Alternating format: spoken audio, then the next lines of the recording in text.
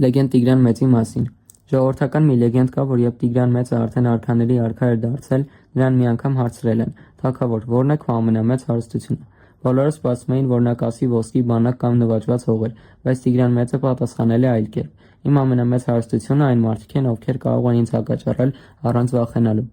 Լեգենդն ասում է, որ նա իր պալատում հատուկ տեղ էր տալիս իմաստուններին, զորապետներին ու անգամ հասարակ մարդկանց, ովքեր համարձակվում էին ասել. «Թագավոր, սա սխալ է»։ Մի անգամ մի ծեր զինվոր համարձակվել է ասել, որ մի քաղաք նվաճելը ավելի շատ վնաս կտա, քան օգուտ։ Բոլորը լռել են սպասելով պատժի, բայց Տիգրան Մեծը ժպտացել է ու ասել. «Եթե թագավորը չի լսում ճշմարտությունը, նա արդեն պարտվել է, թեկուզ դեռ չի կռվել»։ Եվ ըստ լեգենդի, այդ քաղաքը նա իսկապես չի գրավել։